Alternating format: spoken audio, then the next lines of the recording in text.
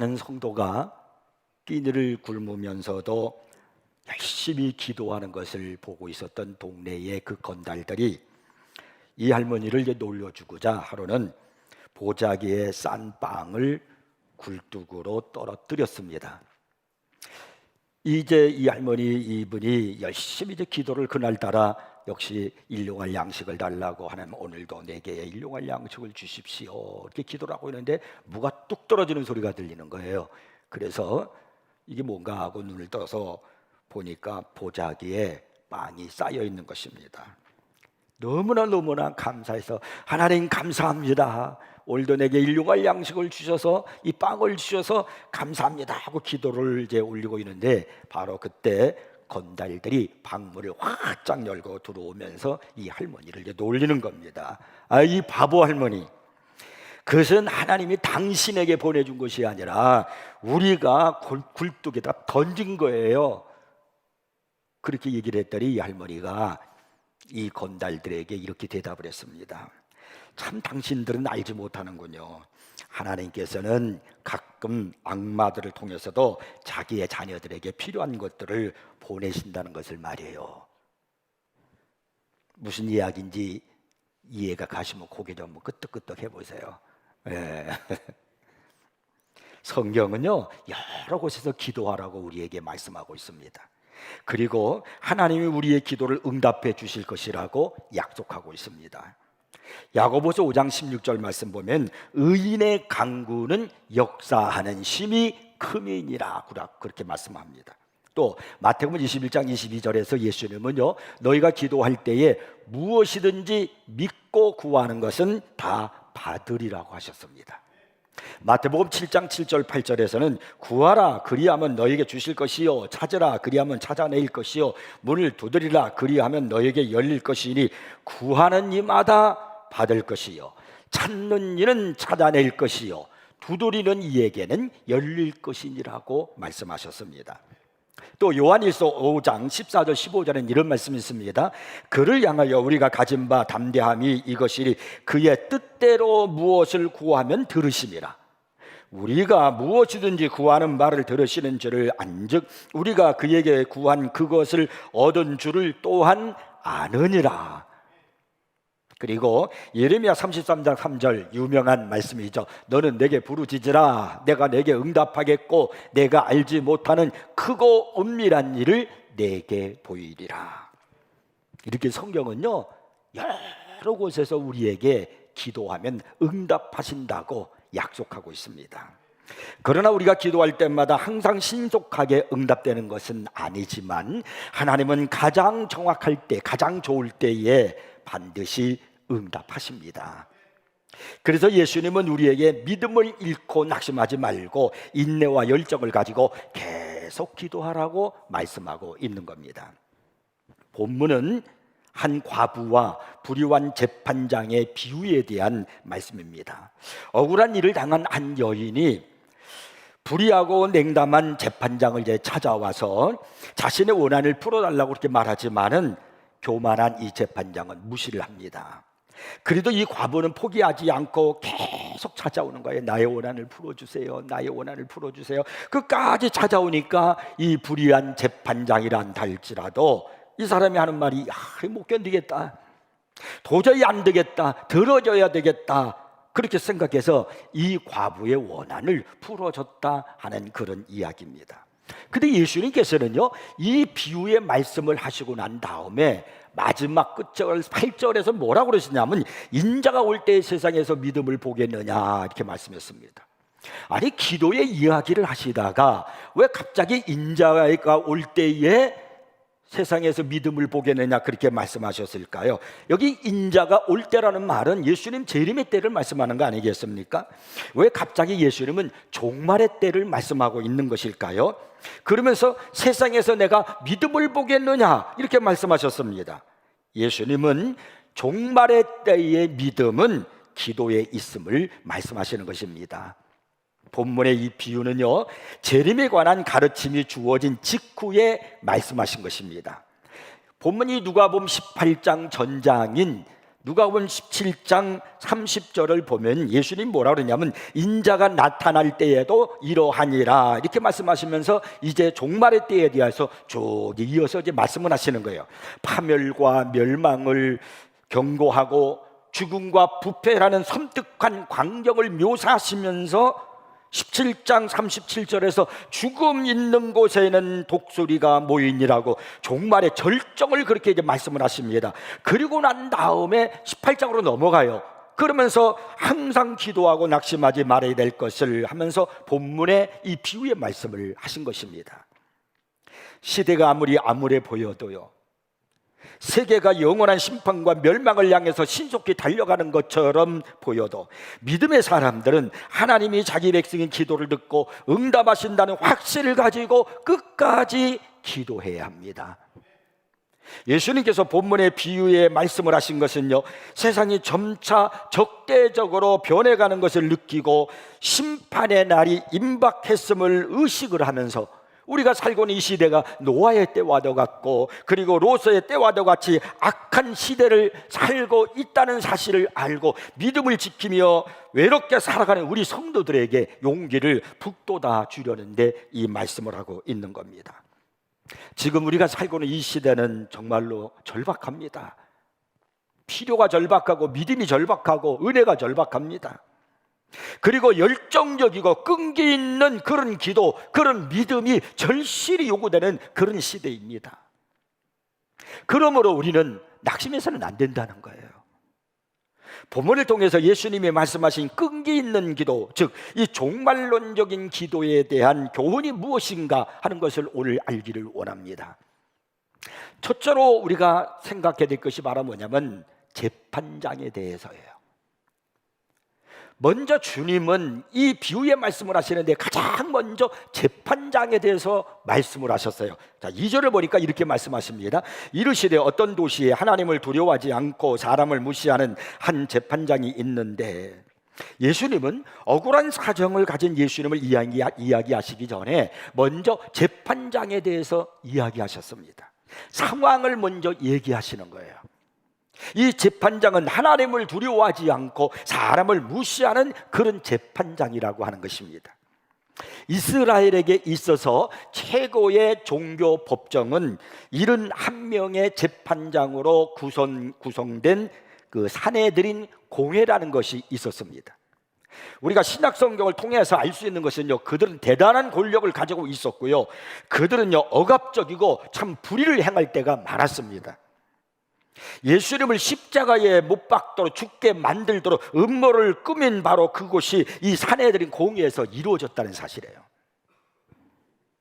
이처럼 이 산헤드린요 부패와 불의의 온상이었습니다. 악한 곳이었습니다. 그것이 최고의 법정이었어요. 그런데 그 산헤드린 바로 그 공회 밑에 또 다른 법정이 있었습니다. 그것은요 이스라엘의 대도시에는요 23명의 재판관으로 구성된 작은 산헤드린이 있었습니다. 역시 이들도요 인위적인 규칙을 가지고 전통에 막 휘둘르면서 형식적인 통칙을 일삼고요, 그리고 왜곡된 해석과 그릇된 적용을 일삼으면서 가혹한 재판을 하고 그리고 성급한 판결을 남발하면서 백성들에게 엄청난 고통을 준 악한 재판을 하고 있었습니다. 그런데 또 하나의 재판장이 있었는데, 이것은 로마 제국이 로마 황제의 이익을 보호하기 위해서 따로 지역의 행정관과 그리고 도시 재판관을 임명을 했습니다. 그들은요 도덕이나 양심 이런 것들이 전혀 없습니다. 철저하게 그냥 악한 최악의 지도자다 이렇게 말할 수 있습니다.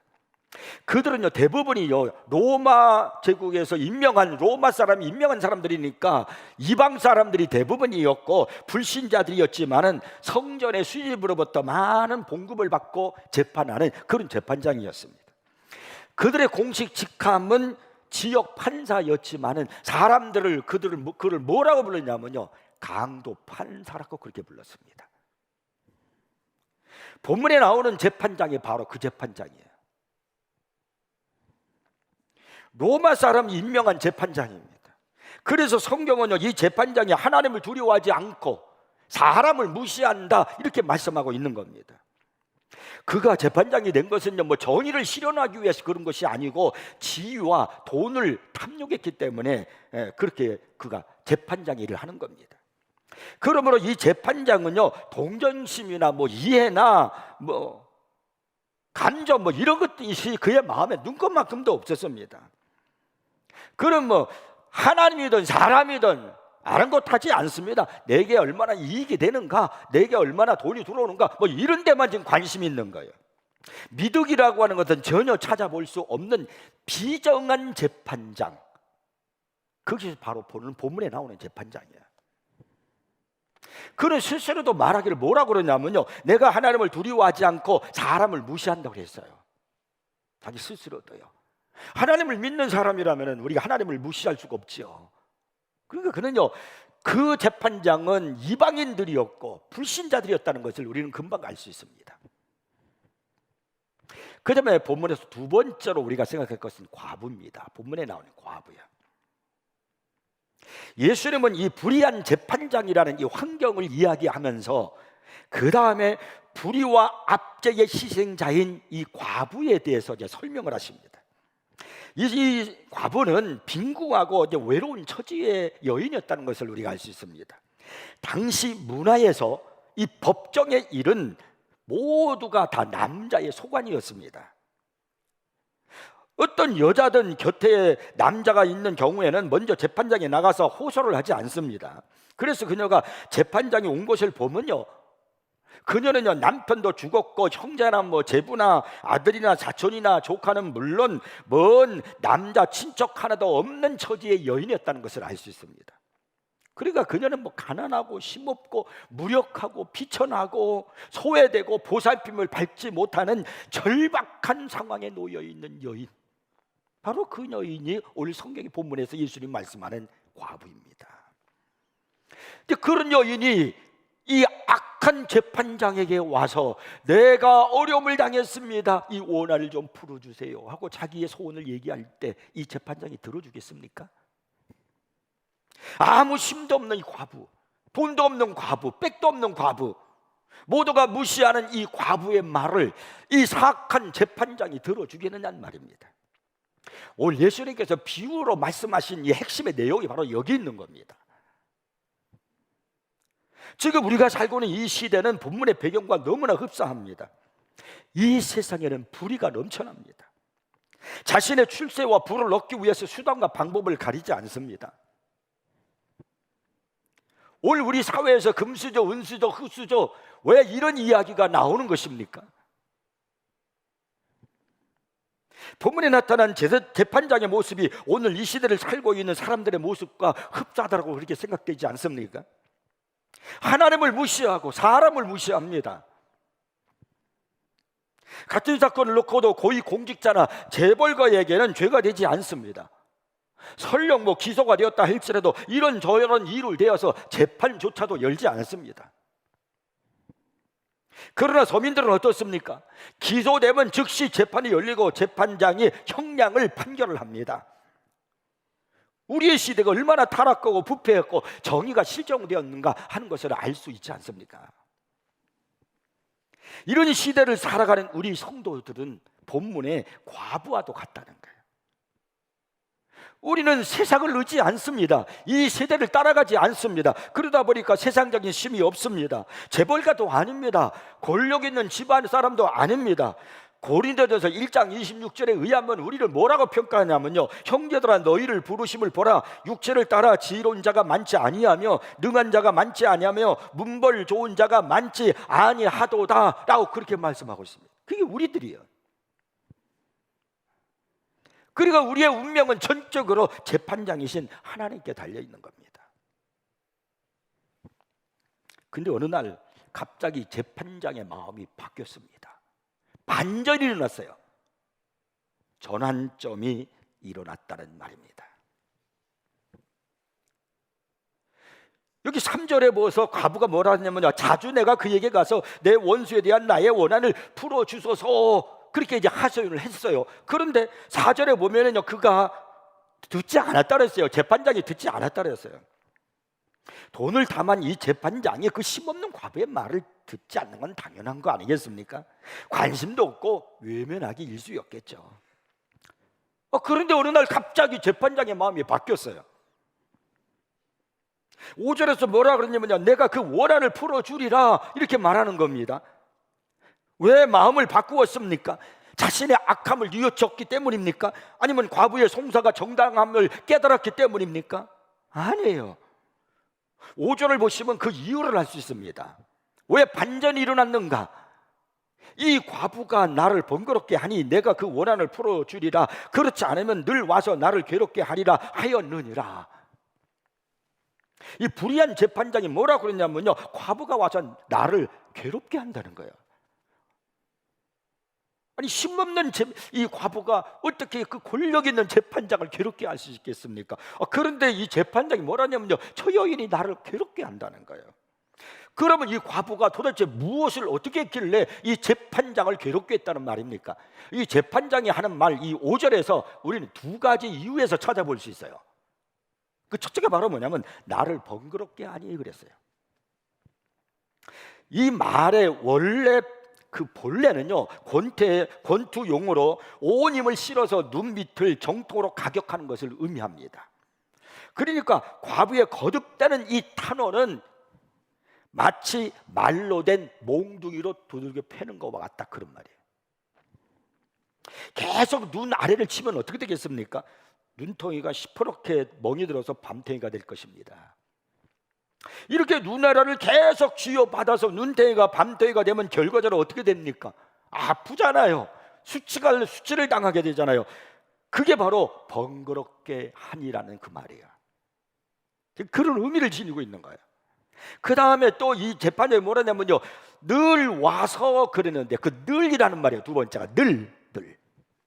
이 말의 헬러를 보면요, 에스텔로스라는 말인데, 이 말은 끝까지 끊임없이라는 뜻을 지니고 있는데, 성경에는 이 단어를 영원히라는 그런 뜻으로도 사용되었습니다. 결국 재판장은 이런 말이에요. 그녀가 영원히 나를 찾아와 귀찮게 할 것이다, 이렇게 생각한 겁니다. 그러니까 내가 끝내서 빨리 들어줘서 끝내지 않으면 나를 찾아올 거니까 얼마나 내가 괴롭겠느냐. 그래서 내가 괴롭다는 거예요. 그녀는 단지 귀찮게 하는데 그치지 않고요, 그를 고통스럽게 하게 만들었습니다. 무력한 여인이 끈질긴 인내로 냉혹하고 무정한 재판장을 굴복시킨 겁니다. 이게 종말론적인 기도예요. 여러분의 인생이 반전되기를 원하십니까? 전환점이 있어야 돼요. 그 전환점을 이 여인에게서 배우셔야 됩니다. 하나님을 번거롭게 하십시오. 하나님 앞에 번거롭게 하라, 그런 말입니다. 그리고요, 늘 와서라고 재판장이 말했던 것처럼 하나님 앞에 늘 오십시오. 늘 와서 예배드리고 늘 와서 기도하십시오. 그것이 내 인생의 전환점을 만드는 거예요. 나의 삶의 반전을 가져오게 만드는 겁니다. 이게 종말론적인 신앙이에요. 그럼 마지막에 네 번째로 우리가 생각할 게 뭐냐면 이 비유의 의미입니다. 예수님은 17장에서 종말의 때를 말씀하시고 나서 곧바로 불의한 재판장의 비유를 말씀하셨습니다. 장은 17장에서 18장으로 바뀌었지만은 상황은 조금도 바뀌지 않았습니다. 예수님의 재림에 대한 가르침을 들은 그 무리들이 그들의 귓가에는 쟁쟁하게 아직도 예수님이 말씀하신 종말의 때에 대한 그 상황에 대한 이야기를 들어서 쟁쟁하게 지금 귓가에 남아 있습니다. 바로 그 순간에 주님이 그들에게 비유로 전달하여 말씀하신 것이 바로 본문이에요. 그러니까 예수님의 요점이 바로 뭐냐면 재림을 기다리는 동안, 특히 세상이 점점 더 악해져서 멸망으로 치닫는 동안 선택받은 성도들은 용기를 잃지 말고 인내하며 기도해야 한다, 그런 말씀입니다. 다시 말해 예수님은 종말론적인 기도를 요구하고 계시는 겁니다. 예수님은 이 비유에서 주님이 속히 오시기를 바라며 끝까지 인내할 수 있는 힘을 구하라고 말씀하고 있는 겁니다. 자, 한번 여러분 1절을 보세요. 예수께서 그들에게 항상 기도하고 낙심하지 말아야 할 것을 비유로 말씀하여 이 기도에 관한 가르침은 끈질기게 기도하라는 데 초점이 있는 것이 아닙니다. 기도는 하는데 낙심하지 말라는 거예요. 이게 초점이에요. 이 낙심하다는 말의 헬라어를 보니까 에크카케오라는 그런 말인데, 이 말은 힘이 다해서 지치거나 겁쟁이가 되어 포기하는 것, 그런 의미를 지니고 있습니다. 그런데 여러분, 기도하다가 왜 낙심합니까? 그것은요, 기도가 응답이 안 되니까 낙심이 되는 거예요. 여기서 우리는 기도에 대한 인식을 새롭게 할 중요한 과제가 있습니다. 그것이 무엇입니까? 열심히 내가 기도해도 응답 안 될 수 있다는 말입니까? 아니죠. 정당한 기도를 하는데 응답이 안 됩니까? 정말 응답이 안 될까요? 아닙니다. 하나님은 우리가 기도한 것은 반드시 응답하십니다. 요한계시록 6장 9절 10절에 보면은요, 이런 말씀이 있어요. 다섯째 인을 떼실 때에 내가 보니 하나님의 말씀과 그들이 가진 증거로 말미암아 죽임을 당한 영혼들이 순교자들이에요. 신앙을 지키다가 말씀대로 살다가 순교를 당한 자들, 죽임을 당한 영혼들이 제단 아래에 있어 큰 소리로 불러 이르되, 하나님의 그 보좌 아래 제단 아래에서 큰 소리로 불러 이르되, 거룩하고 참되신 대주제여, 지금 아직 저 땅에 악한 자들, 하나님을 알지 못하고 하나님을 핍박하고 하나님을 믿는 자들을 핍박하고 교회를 대적하는 저들, 땅에 거하는 자들을 심판하여 우리 피를 갚아주지 아니하시기를 어느 때까지 하시려 하나이까 하니. 그러니까 지금 그들이 하나님의 보좌에서 지금 탄식을 하고 호소하고 있는데, 땅에 거하는 자들을 심판하여 우리 피를 갚아주지 아니하시기를 어느 때까지 하시려 하나이까 라는 그 말로 보아서 지금 그들이 응답을 받았습니까? 받지 못했습니까? 아직 응답되지 않은 것으로 보입니다. 그런데 8장으로 넘어가면은 이런 말씀이 있습니다. 8장 3절입니다. 또 다른 천사가 와서 제단 곁에 서서 금 향로를 가지고 많은 양을 받았으니 이는 모든 성도의 기도와 합하여 보좌 앞 금제단에 드리고자 함이라. 드디어 이제 향로의 향과 함께 성도들의 그 피 맺힌 억울한 기도, 그리고 원한의 삶이 버무러진 기도가 하나님 앞에 올라가는 겁니다. 계속해서 이 요한계시록 8장 4절 5절에 보니까 말씀합니다. 향연이 성도의 기도와 함께 천사의 손으로부터 하나님 앞으로 올라가는지라, 천사가 향로를 가지고 제단에 불을 담아다가 땅에 쏟음에 우레와 음성과 번개와 지진이 나더라. 성도의 기도와 함께 올라간 향로의 그 향이 제단의 불과 함께 땅에 쏟아집니다. 그러더니 어떤 일이 벌어지냐면 우레와 음성과 번개와 지진이 났다는 거예요. 바로 심판의 시작이 됐다는 것, 그런 말입니다. 드디어 응답이 이루어진 겁니다. 그러니까 여러분, 우리가 기도를 하면 반드시 응답이 와요. 여기서 우리는요, 기도에 대해서 중요한 하나의 지평을 열어야 됩니다. 반드시 응답된다는 사실을 기억하고 기도에 대한 지평을 열으라는 말입니다. 우리나라를 한번 보십시오. 우리나라가 이렇게 잘 살고 선진국 대열에 설 수 있었던 것은 무엇 때문이라고 생각하십니까? 5,000년 역사 우리나라를 보면요, 우리나라의 역사는요 정말 고달픈 역사요. 외세 침략과 끊임없는 그들의 탐욕으로 말미암아 빼앗기고 섬기고, 얼마나 많은 어려움 가운데 우리나라가 살아갔습니까? 근데 지금 우리나라가 선진국 대열에 서서 떵떵거리고 지금 최선진국 대열에 서 있는 이유가 무엇입니까? 수출을 잘해서 그렇습니까? 아닙니다. 선교 초기에 우리 선배들이 골짜기마다 메어가며 찬송하며 기도하던 방이 있었습니다. 그들은 목회의 가난과 눈물을 곱씹으면서 지나갔지만요, 그 기도를 지금 우리가 먹고 살고 있는 겁니다. 저와 여러분이 지금 그 기도의 열매를 따고 있는 겁니다. 신앙의 1세대들은요 눈물과 밤을 지새우는 기도가 있었습니다. 그들은 지금 역사의 무대 뒤로 다 사라져 버렸지만은 그들의 기도는 지금도 살아남아 있습니다. 그 열매를 지금 우리가 먹고 있는 겁니다. 그렇다면은 반드시 기도는 열매가 맺게 되어 있고 응답되게 되어 있어요. 앞으로 우리는 다음 세대를 위해서 무엇을 해야 되겠습니까? 우리가 해야 할 가장 중요한 일, 그거 역시 기도가 아니겠습니까?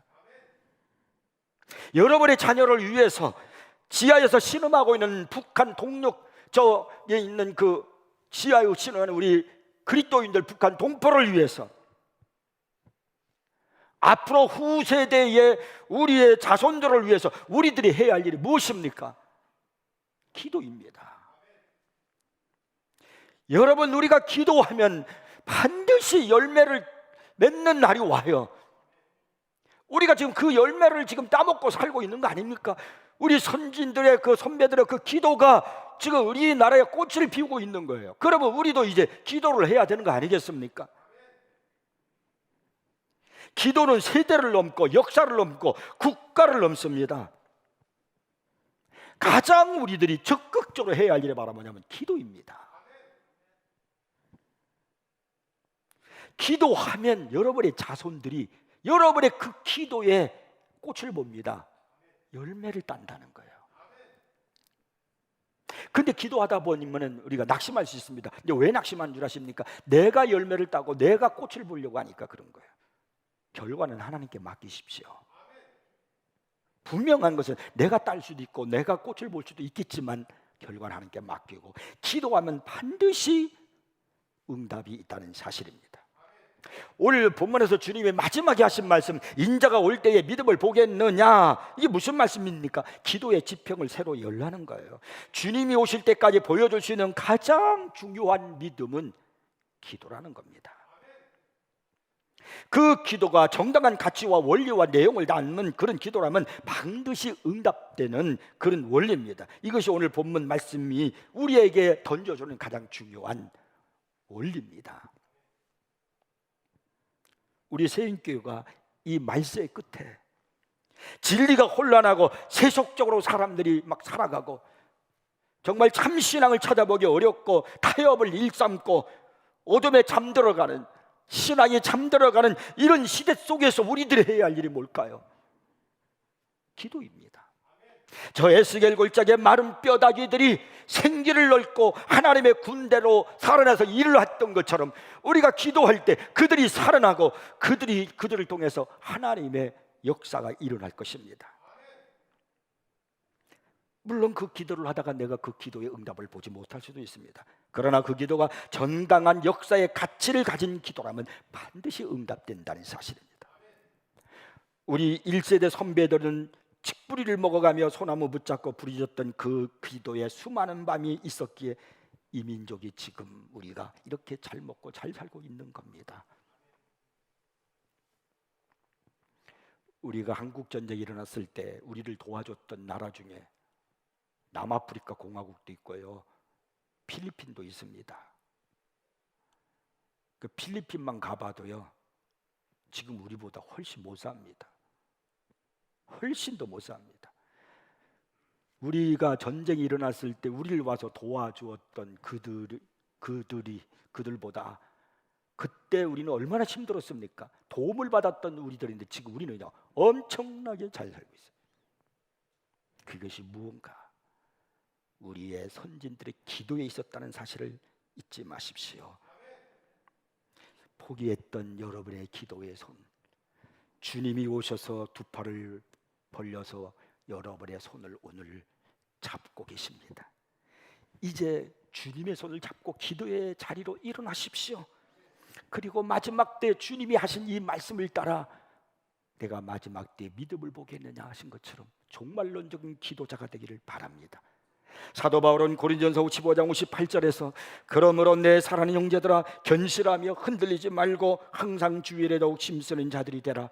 이는 너희 수고가 주 안에서 헛되지 않은 줄을 알미니라고 말씀합니다. 여러분의 기도가, 여러분의 눈물이, 여러분의 헌신이 결코 헛되지 않음을 믿으시기 바랍니다. 지금 우리에게 필요한 건 종말론적인 기도입니다. 올 성경에 나타난 이 과부의 심정으로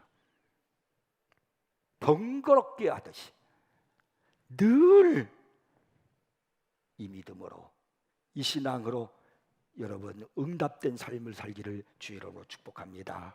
기도하겠습니다.